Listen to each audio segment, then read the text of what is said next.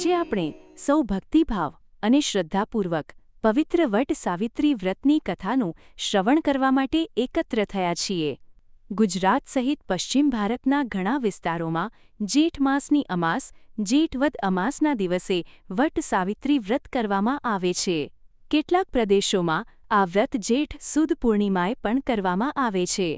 વટ સાવિત્રી વ્રતની કથા અને પૂજાવિધિ જાણતા પહેલાં ચાલો સૌપ્રથમ આ પવિત્ર વ્રતનું મહત્વ જાણીએ. હિન્દુ ધર્મમાં વટ સાવિત્રી વ્રતને અત્યંત પવિત્ર અને કલ્યાણકારી વ્રત માનવામાં આવે છે.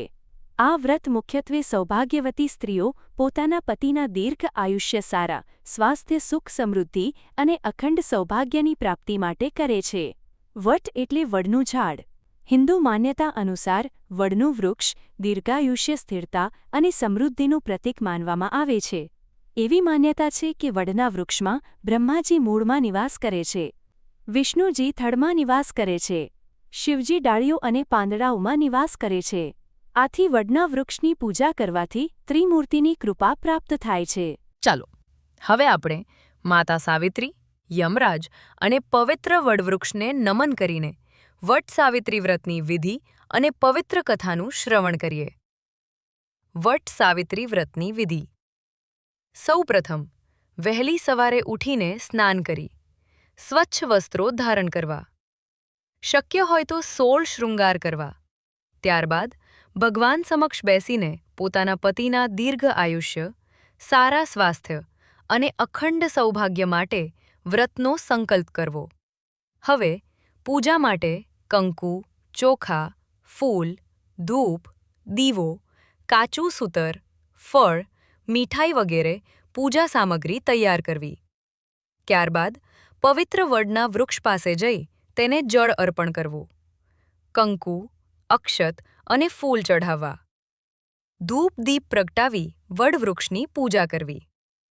હવે કાચા સૂતર અથવા નાડા છડીને વડના વૃક્ષની ફરતે 7, 11 અથવા 21 ફેરા ફેરવતા વીંટાળવી અને દરેક ફેરે પોતાના પતિના સુખ, સમૃદ્ધિ અને દીર્ઘ આયુષ્ય માટે પ્રાર્થના કરવી. પૂજા પૂર્ણ થયા પછી ભક્તિપૂર્વક વટ સાવિત્રી વ્રતની કથા સાંભળવી કે વાંચવી. હવે ચાલો શ્રદ્ધાપૂર્વક વટ સાવિત્રી વ્રતની પવિત્ર કથાનું શ્રવણ કરીએ. વટ સાવિત્રી વ્રત કથા. પ્રાચીન સમયમાં મદ્રત દેશમાં અશ્વપતિ નામના એક ધર્મનિષ્ઠ રાજા રાજ્ય કરતા હતા. તેમની પાસે ધન, વૈભવ અને સુખ સંપત્તિની કોઈ મી નહોતી. પરંતુ સંતાન ન હોવાથી તેઓ ખૂબ દુઃખી રહેતા હતા. સંતાન પ્રાપ્તિ માટે રાજાએ વર્ષો સુધી માતા સાવિત્રીની કઠોર ઉપાસના કરી.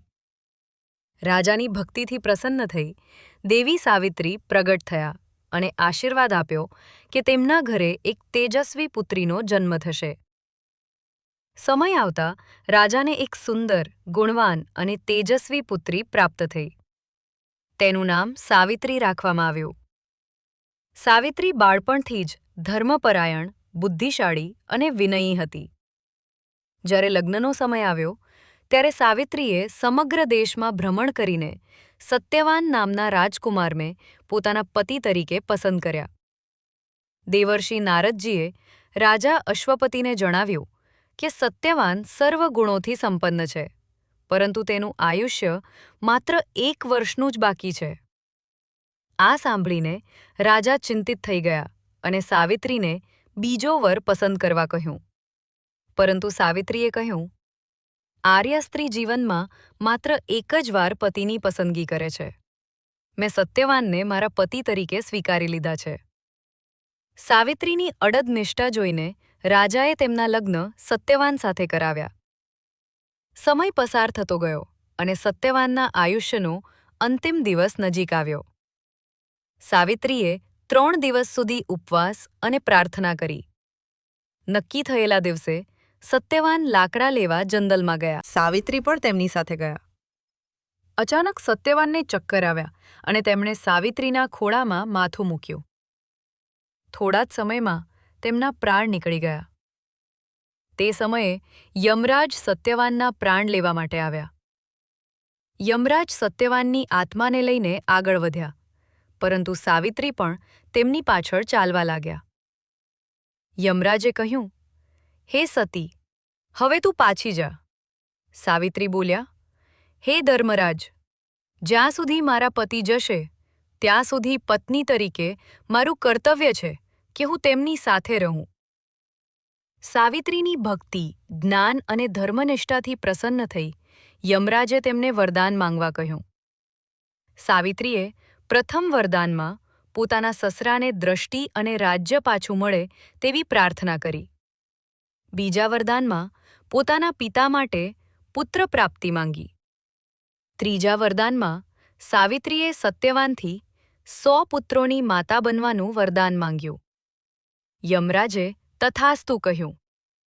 પછી યમરાજને સમજાયું કે પતિ વિના જાયો, કે પતિ વિના સાવિત્રીને સંતાન કેવી રીતે થાય. સાવિત્રીની અખંડ ભક્તિ અને પતિ પ્રેમથી પ્રસન્ન થઈ યમરાજે સત્યવાનને ફરી જીવનદાન આપ્યો.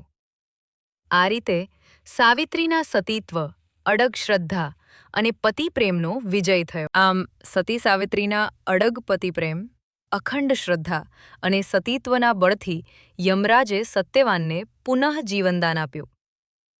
જે કોઈ ભક્ત શ્રદ્ધા અને ભક્તિપૂર્વક આ પવિત્ર વટ સાવિત્રી વ્રતની કથા વાંચે, સાંભળે કે સંભળાવે, તે સૌને માતા સાવિત્રીના આશીર્વાદથી અખંડ સૌભાગ્ય, સુખ, સમૃદ્ધિ, આરોગ્ય અને મનવાંછિત ફળની પ્રાપ્તિ થાય. બોલો સતી સાવિત્રી માતાની જય!